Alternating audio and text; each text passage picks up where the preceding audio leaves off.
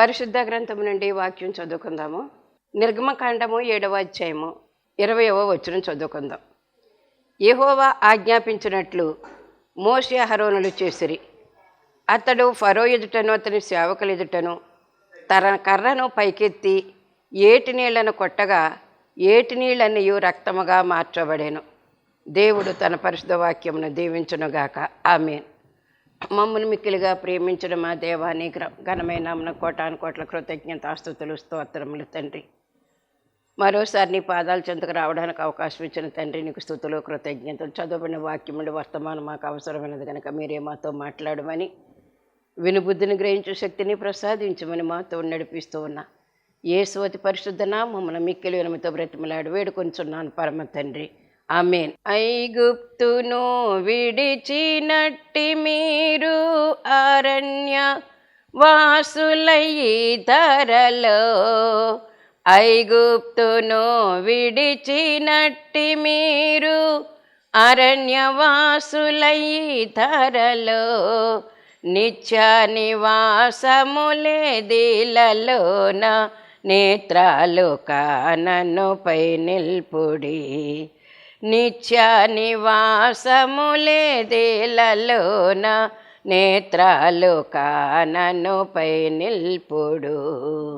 సియోను పాటలు సంతోషముగా పాడుచు సియోను వెళ్ళుదము, ఐగుప్తు ఆశాలన్నీయు విడచి రయముగా యేసుని వెంబడించి, ఐగుప్తు ఆశాలన్నీయు విడచి రయముగా యేసును వెంబడించి, పాడైన కోరహు పాపంబు మాని వీధేయులై వేరాజిల్లుడి, పాడైన కోరహు పాపంబు మాని వీధేయులై వేరాజిల్లుడి.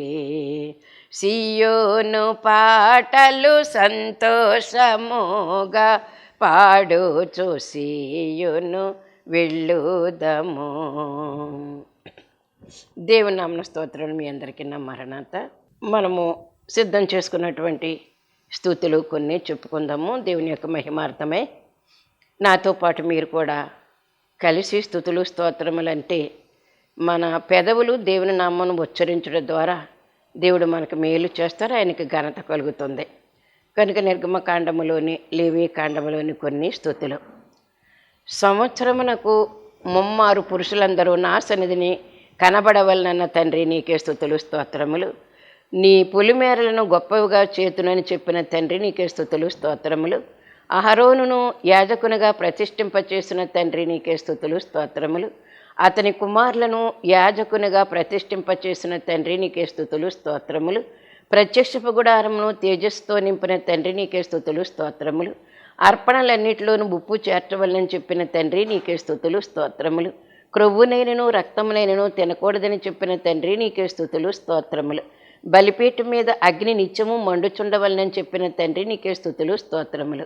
ఆ అగ్ని ఆరిపోకూడదని చెప్పిన తండ్రి నీకే స్తుతులు స్తోత్రములు. నేను పరిశుద్ధుడను గనక మీరును పరిశుద్ధులు కావాలనన్న తండ్రి నీకే స్తుతులు స్తోత్రములు. కరుణాపీఠం మీద మేఘములో కనబడదునని సెలవిచ్చిన తండ్రి నీకే స్తుతులు స్తోత్రములు. రక్తము దేహమునకు ప్రాణమని చెప్పిన తండ్రి నీకే స్తుతులు స్తోత్రములు. మీలో ఎవడునూ రక్తమును తినకూడదని చెప్పిన తండ్రి నీకే స్తుతులు స్తోత్రములు. మీలో నివసించు ఏ పరదేశీయు రక్తము తినకూడదని చెప్పిన తండ్రి నీకే స్తుతులు స్తోత్రములు. నీ కట్టడలను నీ విధులను మేము ఆచరింపవలనని చెప్పిన తండ్రి నీకే స్తుతులు స్తోత్రములు. వాటిని గైకునవాడు వాటి వలన బ్రతుకునని చెప్పిన తండ్రి నీకే స్తుతులు స్తోత్రములు. మీరు పరిశుద్ధులై ఉండవలనని చెప్పిన తండ్రి నీకే స్తుతులు స్తోత్రములు. నేను పరిశుద్ధుడినై ఉన్నానని చెప్పిన తండ్రి నీకే స్తుతులు స్తోత్రములు. ప్రతివాడు తన తల్లికి తండ్రికి భయపడవలనని చెప్పిన తండ్రి నీకే స్తుతులు స్తోత్రములు. విశ్రాంతి దినములు ఆచరింపవలనని చెప్పిన తండ్రి నీకే స్తుతులు స్తోత్రములు. నీ పొరుగు వారిని హింసింపకూడదని చెప్పిన తండ్రి నీకే స్తుతులు స్తోత్రములు. వానిని దోచుకొనకూడదని చెప్పిన తండ్రి నీకే స్తుతులు స్తోత్రములు. కూలివాని కూలి మరునాటి వరకు ఉంచుకొనకూడదని చెప్పిన తండ్రి నీకే స్తుతులు స్తోత్రములు. చెవిటివాన్ని తిట్టకూడదని చెప్పిన తండ్రి నీకే స్తుతులు స్తోత్రములు. గ్రుడ్డివాని ఎదుట అడ్డం వేయరాదని చెప్పిన తండ్రి నీకే స్తుతులు స్తోత్రములు. నీ దేవునికి భయపడవలనని చెప్పిన తండ్రి నీకే స్తుతులు స్తోత్రములు. అన్యాయపు తీర్పు తీర్చకూడదని చెప్పిన తండ్రి నీకే స్తుతులు స్తోత్రములు. భేదవాడని పక్షపాతము చేయకూడదన్న తండ్రి నీకే స్తుతులు స్తోత్రములు. గొప్పవాడని అభిమానం చూపకూడదని చెప్పిన తండ్రి నీకే స్తుతులు స్తోత్రములు. న్యాయమును బట్టి నీ పొరుగువానికి తీర్పు తీర్చవలని చెప్పిన తండ్రి నీకే స్తుతులు స్తోత్రములు. కొండెములాడుచు ఇంటింటికి తిరగకూడదని చెప్పిన తండ్రి నీకే స్తుతులు స్తోత్రములు. నీ సహోదరునికి ప్రాణహాని చేయకూడదని చెప్పిన తండ్రి నీకే స్తుతులు స్తోత్రములు. నీ సహోదరుని మీద పగపట్టకూడదని చెప్పిన తండ్రి నీకే స్తుతులు స్తోత్రములు. కీడుకు ప్రతికీడు చేయకూడదని చెప్పిన తండ్రి నీకే స్తుతులు స్తోత్రములు. నీ ప్రజల మీద కోపం ఉంచుకొనకూడదని చెప్పిన తండ్రి నీకే స్తుతులు స్తోత్రములు. నిన్ను వల్ల నీ పొరుగువాని ప్రేమింపవలనని చెప్పిన తండ్రి నీకే స్తుతులు స్తోత్రములు.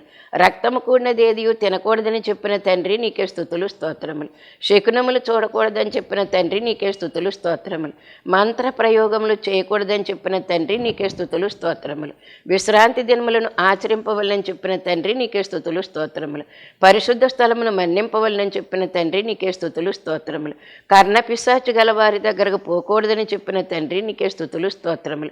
సోదిగాండ్ర వలన అపవిత్రత చేసుకోనకూడదని చెప్పిన తండ్రి నీకే స్తుతులు స్తోత్రములు. తల నేర్చిన వారి ఎదుట లేవవలనని చెప్పిన తండ్రి నీకే స్తుతులు స్తోత్రములు. ముసలివాని ముఖమును గణపరచవలనని చెప్పిన తండ్రి నీకే స్తుతులు స్తోత్రములు. న్యాయమైన త్రాసులు ఉండవలనన్న తండ్రి నీకే స్తుతులు స్తోత్రములు. న్యాయమైన గుండ్లు ఉండవలని చెప్పిన తండ్రి నీకే స్తుతులు స్తోత్రములు. న్యాయమైన తూములు ఉండవలనని చెప్పిన తండ్రి నీకే స్తుతులు స్తోత్రములు. న్యాయమైన పడి మీకు ఉండవలనని చెప్పిన తండ్రి నీకే స్తుతులు స్తోత్రములు. మిమ్మును మీరు పరిశుద్ధపరచుకొనవలనని చెప్పిన తండ్రి నీకే స్తుతులు స్తోత్రములు. పరిశుద్ధులై ఉండిడని చెప్పిన తండ్రి నీకే స్తుతులు స్తోత్రములు. తన తండ్రిని దూషించిన వానికి మరణశిక్ష విధింపవలనని చెప్పిన తండ్రి నీకే స్తుతులు స్తోత్రములు. తన తల్లిని దూషించిన వానికి మరణశిక్ష విధింపవలనని చెప్పిన తండ్రి నీకే స్తుతులు స్తోత్రములు. జనములలో నుండి మమ్మల్ని వేరుపరిచిన తండ్రి నీకే స్తుతులు స్తోత్రములు. నేను పరిశుద్ధుడను అని చెప్పిన తండ్రి నీకే స్తుతులు స్తోత్రములు. ఈ స్తుతులు స్తోత్రములు యేసునామమున అంగీకరించమని అడుగుచున్నాను పరమ తండ్రి. ఆమేన్. మరి మోషే సుఖోపవాసములలో మోషేను గురించినటువంటి విషయాలు కొన్ని మనము తెలుసుకుంటూ ఉన్నాము. అయితే మరి ముందు భాగంలో చెప్పుకున్నటువంటి మాటలు, బలమైన చెయ్యి, చాపబడిన చెయ్యి, బాహువు అనే దాని నిమిత్తము మనం కొన్ని విషయాలు మాట్లాడుకున్నాము. ఆ మాట్లాడుకున్నటువంటి విషయాలు యేసుక్రీస్తు ప్రభు వారి యొక్క మరి చేతి యొక్క హస్త లావణ్యం ఎలాగ ఉన్నదో, హస్తం యొక్క దీవెన ఏ విధముగా ఉన్నదో అనేటటువంటి విషయాలు మనము చెప్పుకున్నాము. అయితే మరి పేతురత్త జ్వరము గద్దించబడటం అంటే యేసయ్య చేతిని, ఆ పేతురత్త చేతిని పట్టుకున్నప్పుడు, ముట్టినప్పుడు స్వస్థత పొందినటువంటి ఆ యొక్క విషయాన్ని మనం చెప్పుకున్నాము. కనుక యేసుక్రీస్తు ప్రభు వారి యొక్క హస్తములో స్వస్థత ఉన్నది, ఆయన రక్తములో స్వస్థత ఉన్నది, ఆయన వాక్కులో స్వస్థత ఉన్నది, ఆయన నామములో స్వస్థత ఉన్నది. ఆయన ఏదైతే చెప్పారో ప్రతి దానిలో కూడా స్వస్థత ఉన్నది. ఆఖరికి ఆయన యొక్క ఉమ్మిలో కూడా స్వస్థత ఉన్నది. ఎందుకంటే ఉమ్మిని బురదలో వేసి ఆ బురదను తడిపి మరి దాన్ని మట్టిగా చేసి ఆ గుడ్డివాని యొక్క కళ్ళ మీద పూసినప్పుడు అతనికి చూపు వచ్చినటువంటి విషయాన్ని మనము మరి పరిశుద్ధ గ్రంథములో మనం చూస్తూ ఉన్నాం. కనుక ప్రభు యొక్క హస్తములు బలమైనటువంటి హస్తములు, మరి మామూలు హస్తములు కాదు, మహత్తైనటువంటి హస్తములు. హస్తములనగా చేతులని మనకు తెలుసు. హస్తం అంటే మన చేతిలో, మన శరీరంలో ఉండేటువంటి ఒక గొప్ప ఆయుధము. ఈ చేతితోటే వందనం చేయగలము, ఈ చేతితోటే కొట్టగలము.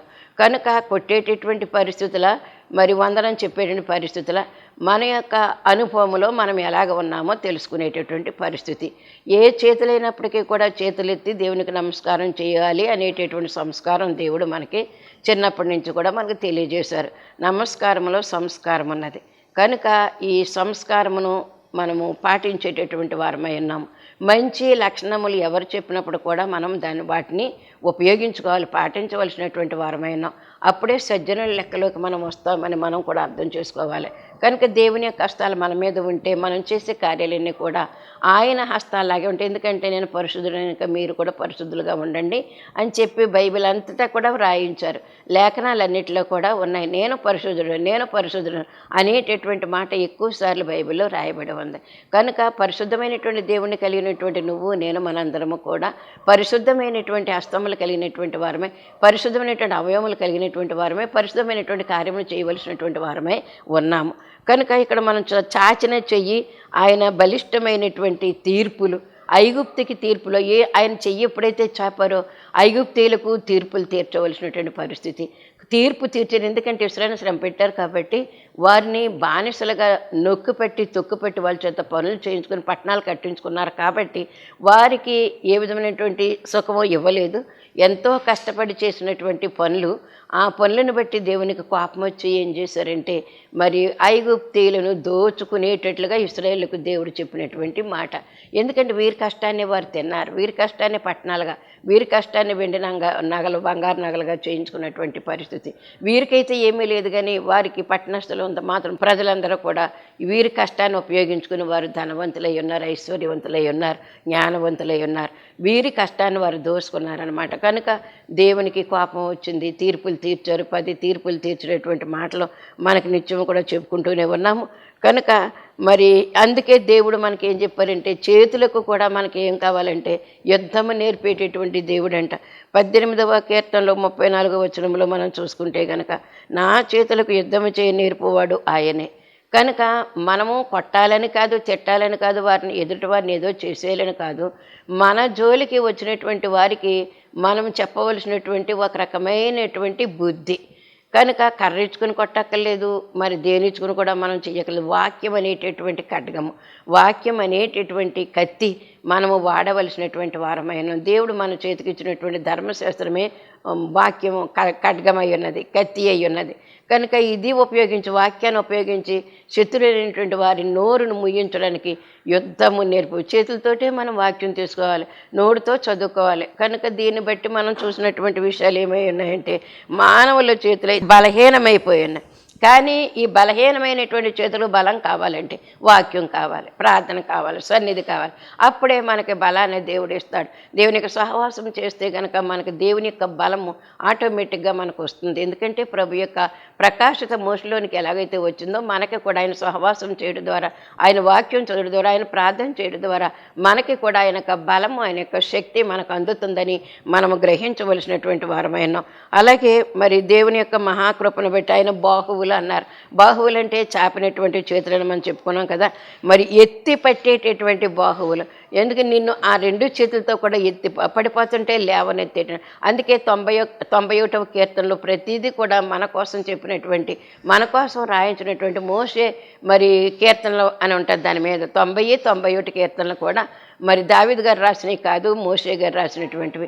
కనుక అది కూడా మనం ఎవరని చెప్పుకున్నాం. ఒకప్పుడు ఎవరెవరు ఎన్ని కీర్తనలు రాశారు, 150 కీర్తనల్లో దావీదు గారు ఎన్ని రాశారు, మరి సొలొమోను ఎన్ని రాశారు, మోషే గారు ఎన్ని రాశారు, కోరహ కుమారులు ఎన్ని రాశారు అనేటటువంటి వివరణ మనకి ఉన్నది. అది చెప్పుకున్నాం, మరోసారి జ్ఞాపకం చేసుకుందాం. కనుక మరి ద్వితీయోపదేశకాండం 33:27లో కూడా ఏమనుందంటే శాశ్వతుడైన దేవుడు నీకు నివాస స్థలమై ఉన్నాడు. ఎవరో అయినా శాశ్వతమైనటువంటి దేవుడు, శాశ్వతము కాలము కూడా నేను ప్రేమించే దేవుడు, శాశ్వత కాలం నీ కొరకు చేతులు చాపేటటువంటి దేవుడై ఉన్నాడు. కనుక ఆయన ఎవరు మనకి నివాస స్థలమై ఉన్నారు. అందుకే ఆయన నివాస స్థలమై ఉన్నారు, ఆయనలో మనం నివాసం చేస్తూ ఉన్నాం. మహోన్నతిని చోట నివసించేవాడు సర్వశక్తి కలిగిన దేవుడు అనేటటువంటి మాట మనం అక్కడ 91లో మనం చదువుతూ ఉన్నాము. కనుక దేవుని యొక్క మహాకృపను బట్టి ఆయన యొక్క బాహువులు చాపబడి ఉన్నవని అర్థం చేసుకుందాము. అలాగే నీ ఎదుటి నుండి శత్రులను వెళ్ళగొట్టి నశింప చేసేటటువంటి ఆ బాహువులు, చాపిన చెయ్యి ఎప్పుడు కూడా మనకేమో ఆ చాపిన చెయ్యి మనకి దీవెనిస్తుంది, ఆశ్రయం ఇస్తుంది. ఆ చాపిన చెయ్యే మనకు ఎవరైతే శత్రువులుగా ఉన్నారో వారిని దునుమాడుతూ ఉంది. ఇది గ్రహించుకోవాలి. ఒకే ఒక్క బాహువు దేవుని యొక్క బాహువు, ఆ యొక్క దక్షిణ హస్తం అన్నారు. అందుకే కుడి హస్తం అన్నారు. దక్షిణ హస్తం అంటే కుడి హస్తము. ఈ కుడి హస్తము చాపిన చెయ్యి, బాహువు, ఆయన బాహువులు మనకు మేలు కలిగిస్తాయి, శత్రువులను దండిస్తాయి అనేటటువంటి మాట మనము గుర్తు చేసుకోవలసినటువంటి వారమైన. ఈ బలహీనమైనటువంటి చేతులకు యెహోవాయే యుద్ధము నేర్పేటటువంటి వాడు. కనుక నా బాహువులు ఇత్తడి విల్లును ఎక్కువ పట్టును. ఎందుకు? ఈ బాహువుల మీద దేవుని యొక్క బాహువులు ఉన్నాయి కాబట్టి మన చాపినటువంటి చెయ్యి ఉత్తి చెయ్యే, కానీ దీని మీద చాపనటువంటి దేవుని యొక్క హస్తం ఎప్పుడైతే ఉందో అప్పుడు మనకు ఎత్తడి విల్లును ఎక్కువ పట్టను. మనకి ఇలాగా ఎక్కువ పట్టేటువంటి విల్లు అంటే యుద్ధ వీరులే చేస్తారు, యుద్ధశూరులే చేస్తారు యుద్ధములో. కనుక నీకు నాకు కూడా యుద్ధము, సాతానుతో యుద్ధము, శరీరంతో యుద్ధము, లోకముతో యుద్ధము. ఈ యుద్ధాన్ని జయించాలంటే వీటన్నిటి మీద మనం జయము పొందాలన్నా, యుద్ధం చెయ్యాలన్నా దేవుడు చేసిన మహాఘన కార్యము ఏంటి అంటే మనకు యుద్ధము నేర్పుతున్నాడు. మన చేతులకు మన వేళ్లకు కూడా యుద్ధం నేర్పుతూ ఉన్నాడు. ఈ వేళ్లతోటే పరిశుద్ధ గ్రంథాన్ని తీయాలి, ఈ వేళ్లతోటే చేతులు జోడించి ప్రార్థన చేయాలి, ఈ వేళ్లతోటే మనము ఏ పని చెయ్యాలనుకున్నప్పుడు కూడా మన పనులు మనం చేసుకునే ఎలాగా తప్పదు, కానీ దేవుని పనులు చేయటానికి కూడా ఈ హస్తమే కదా మనకు కావలసినటువంటిది. కనుక చాపిన బాహువు అనేటటువంటి ఎత్తడి విల్లును ఎక్కి పట్టును అనేటటువంటి మాట మనము అర్థం చేసుకోవాల్సినటువంటి వారమైన, బలహీనమైన మన చేతులను బలపరచువాడు ఆయన మన తండ్రి అయినటువంటి దేవుడు, మరి మన రక్షకుడైనటువంటి యేసుక్రీస్తు ప్రభువారు. అందుకు యెహోవా బాహువు అని ఉంది కాబట్టి చేతుల గురించి చెప్పుకునేటువంటి మాట. మరి యెహోవా తన బలమైన చెయ్యి ఇశ్రాయేలుకు తోడయ్యుండి గొప్ప ఆశ్చర్యకార్యములు చేసినట్లుగా వాక్యములో దేవుడు మనకు సెలవిస్తూ ఉన్నారు. కనుక మరి కుమారుని కాలంలో అనేక మందిని బాగు చేసినటువంటి దేవుడు కుమారునిలో వచ్చినప్పటికీ ఇంకా ఎక్కువ దగ్గరగా వచ్చారు. ఆయన మనకు కనపడకుండా, యెహోవా దేవుడు కనపడకుండా మనకు సహాయం చేశారు. అది మనం తెలుసుకుంటేనే కదా, మనకు తెలియదు, కనిపించితే ప్రత్యక్షంగా మనం చూడలేము. అయితే యేసుక్రీస్తు ప్రభువారుగా వచ్చినప్పుడు ఈ లోకంలో మానవ రూపంలో తిరిగారు కనుక మనుషులతో సహవాసం, మనుషులతో స్నేహము, మనుషుల కొరకే ఆయన ప్రయాసపడ్డారు 3.5 సంవత్సరాలు కూడా. మరి 30 సంవత్సరాలు తల్లిదండ్రుల దగ్గర ఆయన ఏం చేశారంటే లోబడి వాళ్ళకి చేయవలసిన పనులన్నీ కూడా చేసినట్లుగా మనం చూస్తూ ఉన్నాం. కనుక ఇది మనం చెప్పుకోవాల్సింది ఏంటంటే, అందుకే మనం ఏం చేస్తాం, గుడ్డి వారికి చూపించినటువంటి హస్తములు. మరి మత్తయి సువార్త 9:27లో కూడా ఏమనుందంటే, వారు యేసు అక్కడి నుండి పోవుచుండగా 2 గుడ్డివారు ఆయన వెంట వచ్చి, దావీదు కుమారుడా మమ్మును కరుణించుము అని కేకలు వేసిరి. ఆయన ఇంట్లో ప్రవేశించిన తరువాత ఆ గుడ్డివారు ఆయన యొద్దకు వచ్చిరి.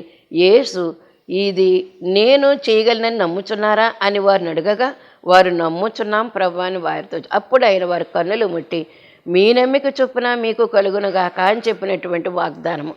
కనుక నమ్ముచున్నారా అంటే నమ్ముచున్నాం అన్నారు కాబట్టి అక్కడ కార్యం జరిగింది. నమ్ముచున్నారా అని ప్రభు అడిగినప్పుడు నమ్ముచున్నాం ప్రభు అని అన్నారు. ఖచ్చితంగా చెప్పారు, మేము నమ్ముచున్నాం ప్రభు అని. అలా ఆయన అడిగినప్పుడు కనుక మనము ఏమో ప్రభు నమ్మకం అంటే ఏంటో మాకు తెలియదు, ఏమో నమ్మాలా అయితేనే మేము కార్యం జరగాలంటే ఆయన అడిగారు అనుకోండి, ఆ కార్యము సిద్ధి అంటే నెరవేర్పు వెనక్కపోతుంది. కనుక వెంటనే ప్రభు ఇచ్చినటువంటి మాటకు వెంటనే సమాధానం చెప్పినటువంటి మాట. అందుకే నమ్ముచున్నారా అని అడిగినప్పుడు వారు ఏమన్నారు, నమ్ముచున్నాం ప్రభు అని వారితో చెప్పారు. అప్పుడు ఆయన వారి కన్నులు ముట్టి మీ నమ్మిక చొప్పున మీకు కలుగునుగా కానీ చెప్పినంతలోనే వారు కన్నులు తెరవబడేను. కనుక చెప్పారు, ఆయన ఏమి నమ్ముతున్నారా అన్నారు. వెంటనే వారు కూడా ఏమన్నారంటే వెంటనే మాటలో మాట సమాధానం చెప్పేశారు, నమ్ముతున్నాం ప్రభు అన్నారు. ఇవి ఆయన అడగటము ఈ గుడ్డివారిని, ఆయన వెంటనే మరి వాళ్ళు ఏమో మేము నమ్ముతున్నాం ప్రభు అని చెప్పడము, ఇదంతా కూడా ఎంత యాక్టివ్గా 1 సెకండ్లో జరిగిపోయినటువంటి చరిత్ర. ఈయన నమ్ముతున్నావా అన్నారు, వెంటనే వారు కన్నులు తెరవబడ్డాయి. అది మనం నమ్మిక చొప్పున చేసేటువంటి ప్రతి కార్యానికి కూడా ప్రతిఫలం ఉంటుందని మనము గ్రహించవలసినటువంటి వారమై ఉన్నాం. కనుక ఇక్కడ మనకు చూపించినటువంటి ఈ హస్తాలు కనుక పేతురత్వ ద్వారాన్ని గద్దించినప్పుడు అక్కడ అత్తగారికి అక్కడ స్వస్థత కలిగి వెంటనే పరిచర్య చేయగలిగింది. దేవుని కార్యాలు ఆ విధంగానే ఉంటాయి, వెంటనే పని చేస్తారు. ఇంకా నీరసంగా కూర్చొని ఇంకో వారం రోజులు రెస్ట్ తీసుకున్న తర్వాత నాకు బలం వస్తుందని కాదు, వెంటనే చేసేటువంటి పనులు అనమాట. కనుక బలహీనత ఉన్నప్పుడు కూడా దేవుని వైపు మనం చూసినప్పుడు ఆయన యొక్క హస్తములో ఉన్నటువంటి రక్తము, ఆ రక్తము ద్వారా మనకి స్వస్థత, అప్పుడే మనకి వెంటనే బలము కలుగుతుంది, స్వస్థత వస్తుంది, బలము కలుగుతుందని మనం నమ్మవలసినటువంటి వారమైన. అందుకే దేవుని యొక్క మహాకృపను బట్టి గుడ్డివానికి చూపించినటువంటి విధానము ఈ బాహువు, దేవుని యొక్క బాహువు, దేవుని యొక్క యేసుక్రీస్తు ప్రభు వారి యొక్క ఆయన యొక్క హస్తము చేసేటటువంటి పనులను మనం అర్థం చేసుకోవాల్సినటువంటి వారమైన. అలాగే కుష్ఠరోగి గురించి కూడా చెప్పుకున్నాం కదా మనం మత్తయి సువార్త 8వ అధ్యాయం 1 నుంచి 3 వచనం. ఎందుకంటే అక్కడ జరుగుతున్నటువంటి ఆ కొండ మీద ధన్యతల కొండ. ఆ కొండ మీద 3 రోజులు ఉపవాసముతో, ఎందుకంటే ఆయన ఉపవాసం చేయమని చెప్పలేదు. యేసుప్రభు వారు మాట్లాడుతూ ఉంటే రాత్రేంటో పగలేంటో తెలియలేదు. ఆ మధురమైనటువంటి వాక్కులు, జీవం కలిగిన వాక్కులు ఆయన చెప్తూ ఉంటే కనుక ప్రజలందరూ కూడా మరి ఎలాగున్నారంటే మత్తులోనికి వెళ్ళిపోయారు, దేవుని యొక్క మాటల్లోనికి వెళ్ళిపోయారు. ఆ మధురమైనటువంటి మాటలు మత్తు కలిగించే, వారికి ఆకలేంటో తెలియదు, దప్పికేంటో తెలియదు, దూరాన్ని నుంచి వచ్చాము ఇక్కడ ఎలా ఉండగలుగుతాం అన్న మాట ఆ ఆలోచనే లేదు. అందుకే మనం చెప్పుకున్నాం కదా, దీక్ష, నిద్ర దీక్ష అంట, పిశాచ దీక్ష అంట, ఇంక ఎన్నెన్నో దీక్షలు ఉంటాయంట. అంటే దీక్ష ఇక్కడ యేసు ప్రభు ప్రార్థన చేసుకుని ఉపవాసంతో మనం ఇక్కడ ఉన్నామనుకో, మన దృష్టి ఎక్కడికి వెళ్ళిపోద్ది అంటే నిద్ర వస్తుంది, ఆ నిద్ర మీదకి దీక్షలోకి వెళ్ళిపోతామంట. అలాగే మరి నీళ్లు తాగాలి, దాహం వేసేస్తుంది, ఇంకా దాహం మీదే ఉంటుంది కానీ దేవుని మీద ఉండదు, ఆ ఉపవాసం మీద ఉండదు. ఎందుకు పెట్టుకున్నామో అనేటటువంటి ఆ పరిస్థితులు మనకు తెలియదు. కనుక అలాగే మనం ఇంకా ఏ బలహీనత ఉన్నప్పుడు కూడా మన మనసు అంతా కూడా అలాగే దీక్ష అని ఇక్కడ పెట్టుకుంటాం, కానీ అసలు దీక్ష అంతా కూడా ఎక్కడెక్కడికో పోయి మరి ప్రతిఫలం అంతా కూడా పలసి మారిపోతూ ఉంటుంది అనమాట. కనుక మన దగ్గరికి ప్రతిఫలం రాదు. అందుకే దీక్ష అన్నారు. దేవుని యొక్క హస్తాలు మరి ఏం చేస్తాయంటే శుద్ధిపరిచేటటువంటి, ఇంకా అక్కడి నుంచి ఏం చేస్తాడంటే అక్కడ కొండ దిగువలో కూర్చుని ఉన్నాడు. నేను దూరంగా ఉండాలి, ఊరికి దూరంగా పంపబడ్డాను, మరి ఆ యొక్క యాజకుల చేత బయటకు పంపబడ్డాను, గుడారాలు వేసుకుని బయట, అంటే పాళెములకు వెలుపల ఉండవలసినటువంటి కుష్ఠరోగి యొక్క పరిస్థితి అనమాట. ఊరికి దగ్గరగా ఉండడానికి వీలు, ఊరిలో ఉండడానికి వీల్లేదు. భార్య పిల్లలు కూడా వాళ్ళు ఏదో తెచ్చిపడేస్తే తింటూ ఉంటారంతే. కనుక వారికి ఇలాంటి కుష్ఠరోగి యేసు ప్రభుని అడుగుతున్న, నీకు ఇష్టమైతే నన్ను శుద్ధినిగా చేయగలవంటే, నాకు ఇష్టమైన ముట్టి స్వస్థపరచాలి. ఎంత గొప్ప కార్యము నయమాన్ విషయంలో కలిగినటువంటి గొప్ప కార్యం కుష్ఠరోగి విషయంలో కూడా కలిగింది. కనుక నమ్మిక నీ వలనైతే నమ్మిన వానికి సమస్తం సాధ్యం అన్నారు. కాబట్టి వీరందరూ కూడా నమ్మిక కలిగించుకుని చేసినటువంటి ఈ గొప్ప అద్భుత కార్యాలు. అందుకే ఏంటి బహుజన సమూహము ఆయనను వెంబడిస్తూ ఉండగా కుష్ఠరోగి మాటలు కూడా ఆయన అంగీకరించాడు, ఆయన ఆలకించాడు. నాకిష్టమే ఆయన ముట్టి స్వస్థపరిచాడు. అలాంటి గొప్ప దేవుడు, మనల్ని బయట పెట్టే దేవుడు కాదు, పక్కన పెట్టేటటువంటి దేవుడు కాదు. కనుక శుద్ధినిగా చేయగలవని అనగా ఆయన చేయి చాపి వారిని ముట్టి నాకిష్టమే అని చెప్పినటువంటి మాట. కనుక కుష్ఠరోగిని బాగు చేసిన హస్తములు, ఎందుకంటే ఇప్పుడు చెప్తుంటా హస్తానికి మరి కర్రకి కూడా సంబంధం ఉంది. ఎందుకంటే లోకంలో జీవిస్తూ ఉన్నాము, లోకానికి మనకి సంబంధం ఉంది. కానీ అయితే లోకమే మన యొక్క జీవితం అవ్వకూడదు, లోకములోనే మనం జీవించాలి. కనుక లోకంలో జీవిస్తూ మరి దేవునికి దగ్గరగా ఉండేటటువంటి పరిస్థితి ప్రతి క్రైస్తవునికి కూడా. లోకంలో కలిసిపోతే మనం వేరుగా ఉన్నట్టు కాదని మనం అర్థం చేసుకోవాలి. కనుక దేవుడు మనకి ఇక్కడ ఇచ్చినటువంటి మరి పరిస్థితి ఏంటంటే తెగిన చెవిని కూడా బాగు చేసినటువంటి హస్తాలు యేసుక్రీస్తు ప్రభువారు. మరి కుష్ఠరోగిని శుద్ధి చేశాడు. ఆయన యొక్క హస్తానికి అంత శక్తి ఉన్నది.